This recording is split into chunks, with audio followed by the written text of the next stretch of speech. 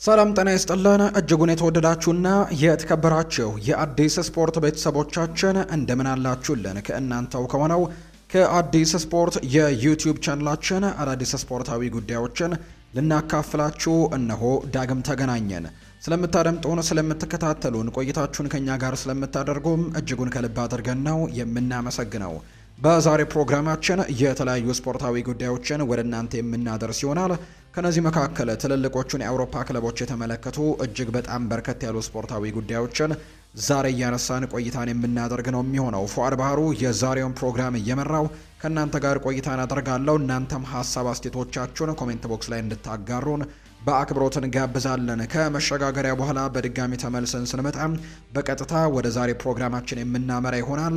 የአርሰናልን፣ የማንቸስተር ዩናይትድን፣ የቼልሲ፣ የሊቨርፑል፣ የሪያል ማድሪድ፣ የባርሴሎናን ጨምሮ ሌሎችም የአውሮፓ ታላላቅ ክለቦችን የተመለከቱ ስፖርታዊ ጉዳዮችን ግን እያነሳን ቆይታን እናደርጋለን። ሀሳብ አስተያየቶቻችሁን ጻፉልን። ቪዲዮአችንን ላይክ እያደረጋችሁ ከኛ ጋር ቆዩ። ከመሸጋገሪያ በኋላ በድጋሚ ተመልሰን የምንገናኝ ይሆናል። አብራችሁኝ ቆዩ።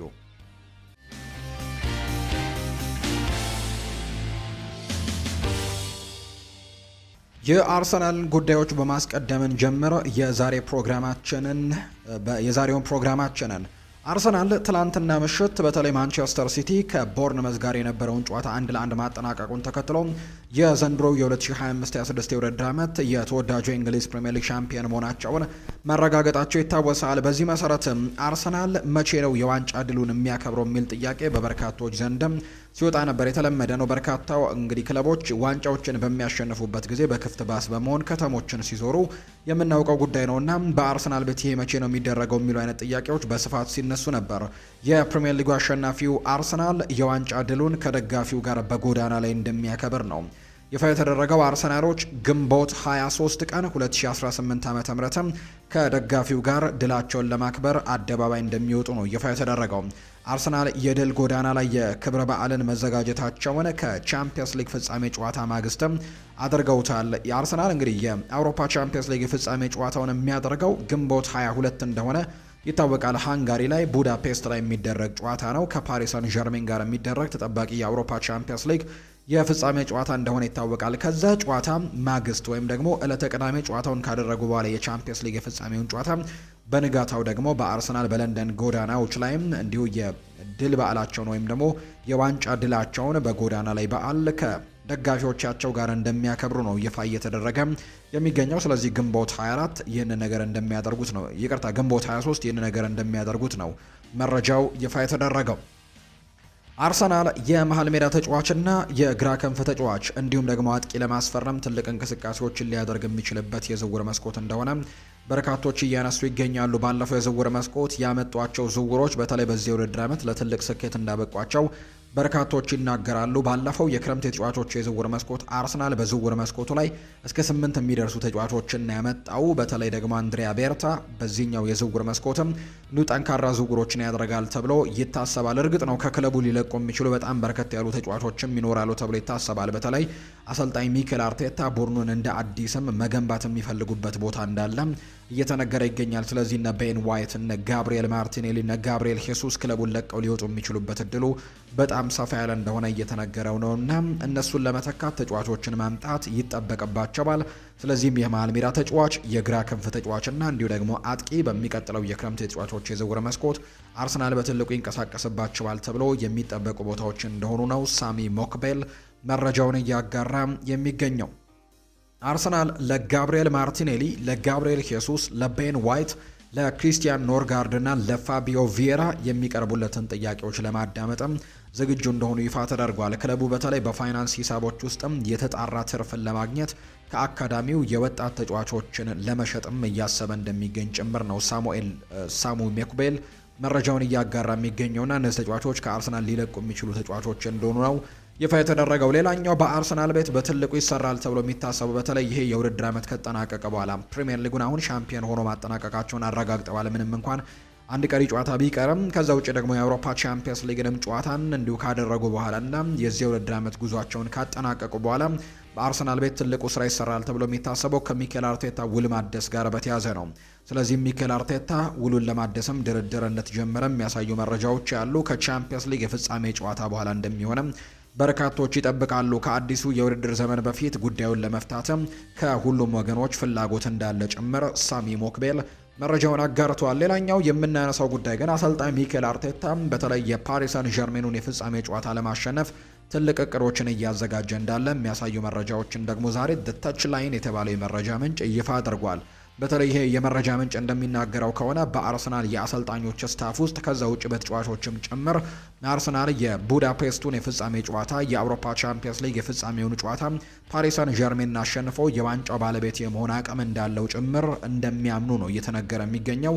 አሰልጣኝ ሚኬል አርቴታ ይህንን ጨዋታ ለማሸነፍ በትልቁ አዲስ እቅዶችን እየነደፈ እንዳለ ጭምር ነው ቢቢሲ ስፖርት መረጃውን ይፋ እያደረገ የሚገኘው።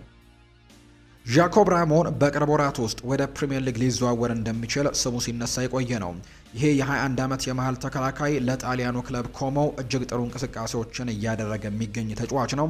በመላው አውሮፓም ከፍተኛ ግምት የሚሰጠው ተጫዋች ነው። ጃኮብ ራሞን በቅርብ ወራት ውስጥም ከሊቨርፑል ጋር ስሙ ተያይዞ ነበር። ከስፖርትስ ቡም በወጣው ዘገባ መሰረትም አርሰናል እና ቼልሲ ተጫዋቹን ለማስፈረም ፍላጎቱ አላቸው። ሆኖም ግን ሪያል ማድሪድ ተጫዋቹን በ8 ሚሊዮን ዩሮ መልሶ የመግዛት መብትም ወይም ባይባክ ክሎዝ የምንለው ያለው በመሆኑ በፕሪሚየር ሊጉ ክለቦች ሊደረግ የሚችለውን ማንኛውንም ዝውውር ውስብስብ ያደርገዋል። ሪያል ማድሪድ በክረምቱ ተጫዋቹን መልሶ ያስፈረመው እንደሆነ ወደፊት የሚታይ ነው። ኮሞ ተጫዋቹን በክረምቱ ከ45 እስከ 50 ሚሊዮን ዩሮ በሚደርስም ዋጋ መሸጥን ይመርጣል ተብሎ ይታሰባል። አርሰናል እና ቼልሲ ደግሞ ይህንን ክፍያ ለመክፈል የሚያስችል የፋይናንስ አቅም እንዳላቸው ይፋ ተደርጓል። ጃኮብ ራሞን በፕሪሚየር ሊጉ የመወዳደር እድል ሊያጓጓው ይችላል። ይህም ደግሞ በሙያው አንድ ደረጃ ከፍ ወደሚልበትም ደረጃ ከፍ ያደርገዋል ተብሎ ይታሰባል። ሆኖም ግን በቋሚነት መጫወት የሚችልበትን ክለብም መምረጥ ይኖርበታል ተብሎ ይታሰባል። አርሰናልን መቀላቀል ለሱ ተመራጭ ላይሆን ይችላል። አርሰናሎች በመከላከል ክፍላቸው ላይ ሰፊ አማራጮች ያላቸው በመሆኑ ይህም የ21 ዓመት ስፔናዊ ተከላካይ የቋሚ ተሰላፊነትን እድል ለማግኘትም ሊቸገር ይችላል ተብሏል። ስለዚህም በቸልሲ ግን በቋሚነት ከሚሰለፉ ተጫዋቾች አንዱ ሊሆን ይችላል። ቸልሲም በዚህ የውድድር ዘመን በመከላከል ረገድም ክፍተቶች የነበሩበት በመሆኑ የኋላ ክፍሉን ማጠናከር ይኖርበታል። ይህ ደግሞ ተከላካይ ለነሱ ተስማሚ ይሆናል ተብሎ ነው የሚጠበቀው። ሁኔታው እንዴት እንደሚቀጥል የሚታይ ነው። ተጫዋቹ በፕሪሚየር ሊጉ ስኬታማ ለመሆን የሚያስፈልጉት ሁሉም ብቃቶች ያሉት ሲሆን በትክክለኛ አመራርም ወደ ከፍተኛ ደረጃ ተከላካይነት ሊያድግ ይችላል ተብሎ ይታመናል። እሱም የረጅም ጊዜ የወደፊት ቆይታውን በፍጥነት ወስኖ በእግር ኳሱ ላይም ትኩረት ለማድረግ ይፈልጋል ነው የተባለው። ወደ ቀድሞ ክለቡ ሪያል ማድሪድ የመመለስ እድልም ሊስበው የሚችል ሲሆን ስፔናዊው ታላቅ ክለብም በፉክክር ውስጥ ግልጽ የሆነ ብልጫ እንዳለው ጭምር ነው የተነገረው። ከአርሰናል ጋር የተያዙ መረጃዎችም እነዚህ ነው የሚመስሉት። ማንቸስተር ዩናይትድን የተመለከቱ መረጃዎችን ደግሞ እናንሳ። ለግል ክብር ተጫዋቾቼ በጭራሽ አላውቅም ብሏል ብሩኖ ሚጌል ፈርናንዴዝ ነው ይህንን ሀሳብ የሰጠው። የማንቸስተር ዩናይትድ አምበል የሆነው ብሩኖ የአመቱ ምርጥ ተጫዋች ሽልማቱን በይፋ ተቀብሏል። ፈርናንዴዝ ከሽልማቱ በኋላ እኔ የግል ክብሮችን ለማግኘት የምሯሯጥ አይነት ተጫዋች አይደለሁም ሲልም ነው የተናገረው። ሰዎች ስለ እኔ የፈለጉትን አስተያየት ሊሰጡ ይችላሉ፣ ነገር ግን ቡድኑን ለመርዳት የምጥር ተጫዋች ነኝ ሲልም ጭምር ነው የተናገረው። ስለዚህም ደግሞ ማንም ሰው ሊወቅሰኝ አይገባም ሲልም ጭምር ነው የተናገረው። ማንም ሰው ግን የፈለገውን መናገር ይችላል። ሁልጊዜም አላማዬ ለቡድኑ ዋንጫን ማሸነፍ እንጂ የግል ክብሮችን ማግኘት አይደለም ሲል ነው ብሩኖ ፈርናንዴዝ የተናገረው። ሰሞኑን በተለይ ሮይ ኪን አንዳንድ ሀሳቦችን ሲሰጥ እንደነበር እናስታውሳለን። ብሩኖ ሚጌል ፈርናንዴዝ በተለይ ደግሞ በኖቲንግሃም ፎረስቱ ጨዋታ ላይ የግል ክብሩን ለማሳደድ ወይም የአሲስት ሪከርዱን ለመስበር ሲጫወት ነበር እንጂ ቡድኑ እንዲያሸንፍና ዋንጫ እንዲያመጣ እየተጫወተ አይመስለኝም ሲልም ጭምር የተናገረው። እንደዚህ አይነት አስተሳሰቦችን ይዞ ማንቸስተር ዩናይትድ መቼም ቢሆን ዋንጫ ማምጣት የሚችል አይነት ቡድን አይሆንም ሲልም ነው ሮይ ኪን ጠንከር ያለ አስተያየቱን ሰጥቶ እንደነበር የተመለከት ነው። በዛ ጨዋታ ላይ እንኳን በተመለከትኩት ጊዜም ብሪያን ኤምቤሞ አንድ ኳስ በሚያበክንበት ጊዜ ብሩኖ ፈርናንዴዝ የሰጠውን ኳስ የብሩኖን ገጽታ ከተመለከታችሁ ወይም ደግሞ ተኝቶ የሳቀበት መንገድንም ከተመለከታችሁ አሲስት የማድረግ በጣም ትልቅ ፍላጎቶች እንደነበሩትና በጨዋታው ላይ ማንቸስተር ዩናይትድ እንዲያሸንፍ ከማድረግ ይልቅ እሱ አሲስቶችን የማድረግ ላይ ተጠምዶ ነበር ሲልም ነው ሮይ ኪን ተናግሮ የነበረውና ይህም በርካቶች ተቀባብለውታል። ብሩኖ ግን ከዚህ አስተያየት ጋር በተያያዘ ነው ምላሹን የሰጠው። እኔ የግል ክብሮችንና ሌሎች ነገሮችን ለማሳደድ አይደለም እምፋለመው፣ እኔ ዋንጫዎችን ለዚህ ቡድን ለማምጣት እተጋለሁ ሲልም ጭምር ነው ብሩኖ ከሽልማት ስነ ስርዓቱ በኋላ የተናገረው። ማንቸስተር ዩናይትድ ኖቲንግሃምን ያሸነፈበት ጨዋታን የመሩት ዳኛ ማይክል ሳልስበሪ ጨዋታን እንዳይመሩ ተቀንሰዋል። የፕሪምየር ሊግ ዳኞች ማህበር ዳኛው የሊጉ የመጨረሻ ሳምንት ጨዋታን እንዲመሩ ሳይመርጣቸው ቀርቷል። ዋና ዳኛው ያልተመረጡት በጨዋታው ወቅትም በእጅ የተነካ ጎልን በስህተት ማጽደቃቸውን ተከትሎ እንደሆነ ይፋ ተደርጓል። የዳኞች ማህበር ፕሬዝዳንት የሆኑት ደግሞ ሃዋርድ ዌብ ለኖቲንግሃም ፎረስት የይቅርታ ደብዳቤ ጭምር መላካቸው ይታወሳል። እና በዚህ ምክንያትም ዳኛው እዛ ጨዋታ ላይ ሲዳኙ የነበሩት ሳልስበሪ በቀጣዩ በፕሪምየር ሊግ የመጨረሻ ሳምንት በሚደረጉ ጨዋታዎች ላይ በዳኝነት እንደማይመሩ ነው ይፋ የተደረገው። ማንቸስተር ዩናይትድ በአሁኑ ሰዓት በአታላንታ የሚገኘውን ብራዚላዊ የመሃል ሜዳ ተጫዋች ኤደርሰንን ለማስፈረም የመሃል ሜዳውንም ለማጠናከር እያሰበ እንዳለም የሚጠቁሙ መረጃዎች ናቸው በትልቁ እየወጡ የሚገኙት። እንደ አውሮፓውያኑ አቆጣጠር እንግዲህ በ2022 እንግዲህ ከሳለረንቲና ወደ አታላንታ ከተቀላቀለ በኋላ ድንቅ አቋምን እያሳየ ከሚገኙ ተጫዋቾች አንደኛው ነው። ማንቸስተር ኢቭኒንግ ኒውስ እንደዘገበው ከሆነ የ26 ዓመት ተጫዋችም በ40 ሚሊዮን ፓውንድ አካባቢ ማንቸስተር ዩናይትዶች ሊያገኙት ይችላሉ። ዩናይትድ ለቀጣዩ የውድድር ዘመን ወጣትነትንና ልምድን የቀላቀለ ጠንካራ ስብስብን ለመገንባት በሚያደርገው ጥረት ኤደርሰን ዋነኛ ኢላማው ሆኗል። ክለቡ ወደ ቻምፒየንስ ሊግ መመለሱን ተከትሎ በብቃቱ ማማ ላይ ያለም የመሃል ሜዳ ኦፕሬተርን ማግኘት አስቸኳይ ቅድሚያ የሚሰጠው ጉዳይ ነው። እንደ አውሮፓውያኑ አቆጣጠር በ2022 ከሳላረንቲና ነበር ወደ አታላንታ የተቀላቀለው።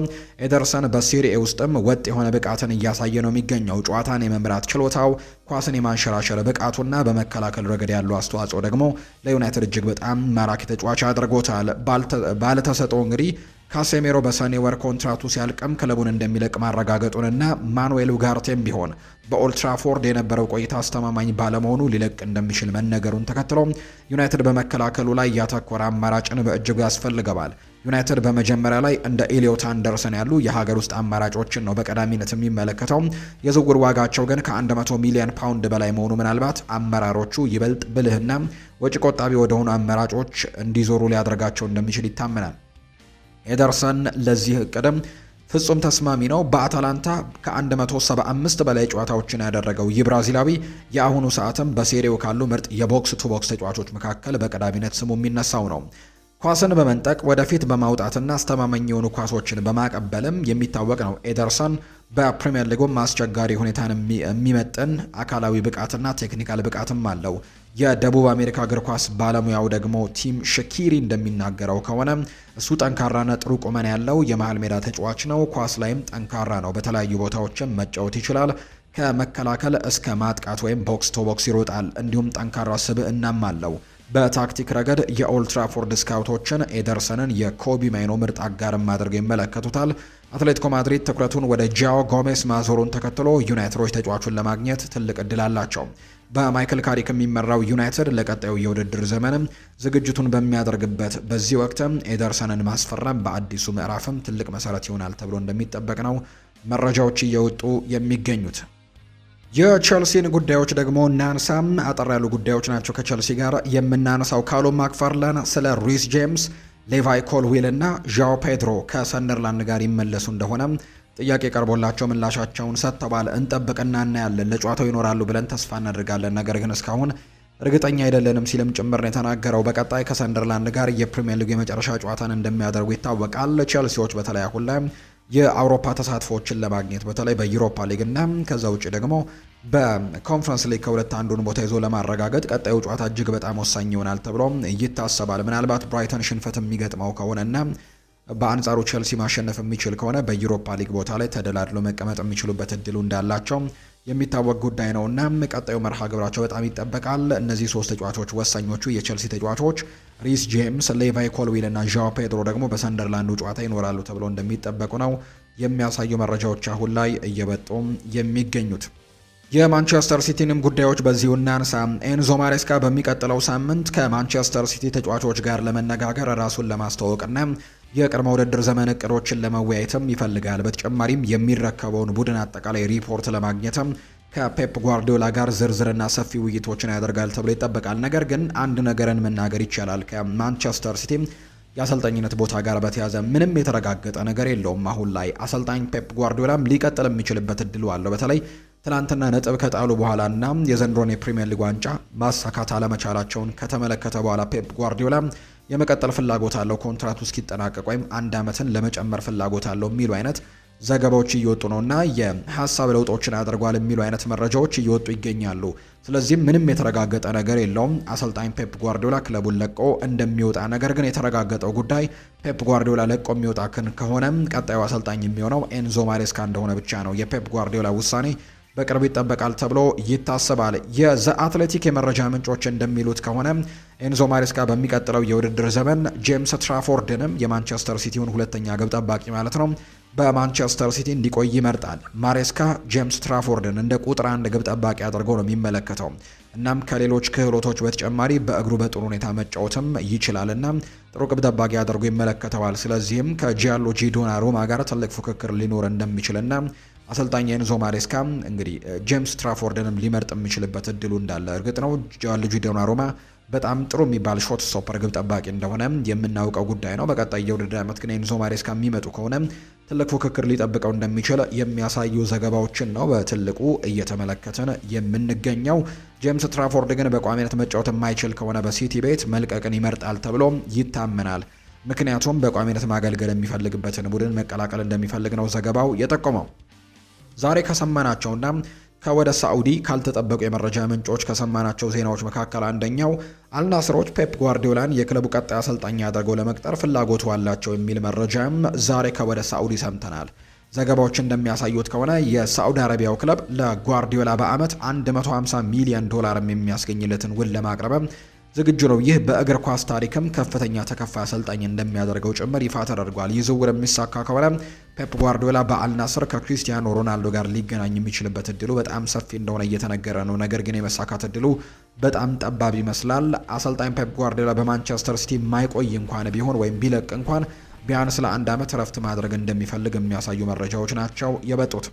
ኤንዞ ማሬስካ ወደ ማንቸስተር ሲቲ የሚመጡ ከሆነም ኮል ፓልመርን በድጋሚ ወደ ማንቸስተር ሲቲ እንዲመለስ ለማሳመን ዝግጁ ናቸው። በድጋሚ ከተጫዋቹ ጋርም አብሮ የመስራት ትልቅ ፍላጎት እንዳለው ጭምር ይፋ ተደርጓል። የሊቨርፑል ጉዳዮችን እንመልከት። የአርነ ስሎት ሁለተኛ የሹመት ዓመት ነው። ልክ በዛሬው ዕለት ነበር ከ2 ዓመታት በፊት ማለትም ሜይ 20 ነበር 2024 ላይ የሊቨርፑል እግር ኳስ ክለብ አሰልጣኝ ሆነው የተሾሙት አርነ ስሎት የክለቡ ሌጀንድ የርገን ክሎፕም ተተኪ ሆነው ነበር በይፋ ተሾመው እንደነበር የምናስታውሰው። አርነ ስሎት ወደ አንፊልድ ሲመጡ በሆላንድ ፌኖርድ ላይ ካሳዩት ድንቅ እና ማራኪ ማጥቃት እግር ኳስ ፍልስፍናቸው መነሳሻ በማድረግ ነበር የርገን ክሎፕ የገነቡት ታላላቅ ስብስብም በተመሳሳይ የድል ጎዳና ላይ ያስቀጥላሉ ተብለው ትልቅ ተስፋ ተጥሎባቸው ነበር የመጡት። በመጀመሪያው የውድድር ዓመታቸውም ይበልጥ የኳስ ቁጥጥርን ማዕከል ያደረገና እየተረጋጋ ጨዋታውን በመቅረጽም ቡድኑን ለስኬት አጨዋወትም አብቅተውት ነበር። ይሁን እንጂ ልክ የሹመታቸው ሁለተኛ ዓመት በምናስብበት በዚህ ወቅት ላይ ሊቨርፑል በአርነ ስሎት ስር እጅግ በጣም ፈታኝና ደካማ የውድድር ዓመትን እያሳለፈ ነው የሚገኘው። ቡድኑ በተለመደው የዋንጫ ፉክክር ውስጥ መገኘት ይቅርና በዚህ የውድድር ዘመን ባልተጠበቀ መልኩ በርካታ ጨዋታዎችን መሸነፉን ተያይዞታል። ከሜዳ ውጭም ሆነ በአንፊልድ ስቴዲየም የሚያስተናግዱት ተከታታይ ሽንፈቶችም የቡድኑን ደጋፊዎች በእጅጉ ያስቆጡና ስጋት ላይ የሚጣሉ ናቸው።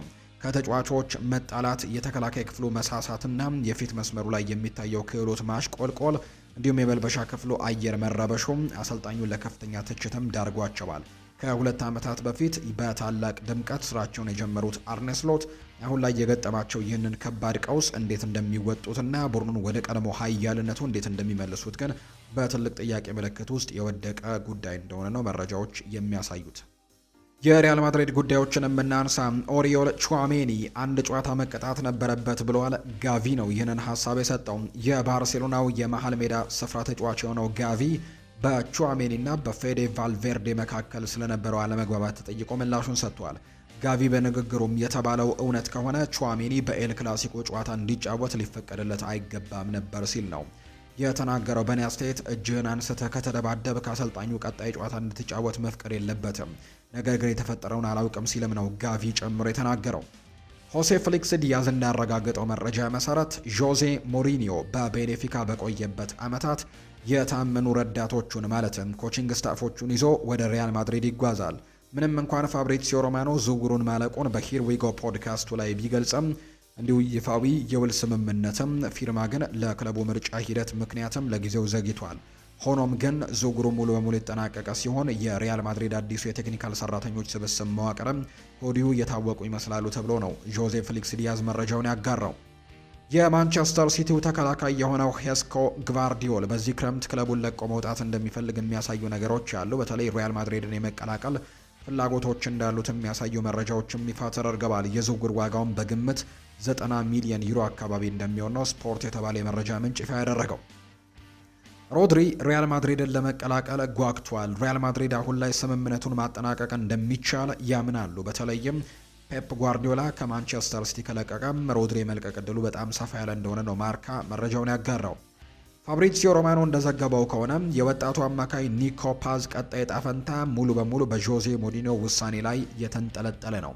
ተጫዋቹ በአሁኑ ሰዓት አዲሱ አሰልጣኝ ለቀጣዩ የውድድር ዓመትም በእርሱ ላይ ምን አይነት እቅድ ወይም ደግሞ ሚና እንዳለው ለማወቅም እንዲሁ እየተጠባበቀ ይገኛል። ዦዜ በወጣቱ ተጫዋች ብቃት ላይም የሚሰጠው ሙያዊ ግምገማ ኒኮ ፓዝ በማድሪድ የመጀመሪያ ቡድን ውስጥ የሚኖረው ቦታን ይወስናል ተብሎ ይጠበቃል። የመጫወቻ ጊዜና ሚና የተጫዋቹን በክለብ ውስጥም የሚኖረው የቆይታ ጊዜን የሚወስነው አዲሱ አሰልጣኝ በሚሰጡት የደረጃና የኃላፊነት ዋስትና ላይ ብቻ ሲሆን አሰልጣኙ ተጫዋቹን በቋሚነት የማይጠቀምበት ከሆነ ለተጫዋቹ እድገት ሲባልም በውሰት ወይም ደግሞ በቋሚነትም ወደ ሌላ ክለብ እንዲዘዋወርም በር ሊከፍት ይችላል። በመሆኑም የኒኮ ፓዝ የወደፊት ማረፊያ ሙሉ በሙሉ በአዲሱ አሰልጣኝ ፍላጎት ስር እየወደቀ እንደሆነ ነው መረጃዎቹ የጠቆሙት። የእሁዱ የሻምፒዮኑ አርሰናልና የክሪስታል ፓላስ ጨዋታ በጥብቅ የደህንነት ቁጥጥር ስር ይደረጋል ተብሏል። ትላንትና ምሽት ላይ ማንቸስተር ሲቲ በቦርንመዝ ነጥብ መጣሉን ተከትሎ አርሰናል የዘንድሮን የእንግሊዝ ፕሪምየር ሊግ ሻምፒዮን መሆኑን በይፋ ተረጋግጧል። አርሰናሎች ይህንን ድል የተቀናጁት መጪው እሁድ ወደ ሴልኸርስት ፓርክ አቅንተው ከክሪስታል ፓላስ ጋርም ከመጫወታቸው አስቀድሞ ሲሆን ይህ የእሁዱ ጨዋታ ደግሞ ለአርሰናል የቻምፒየንነት ክብር መድረክም ያደርገዋል።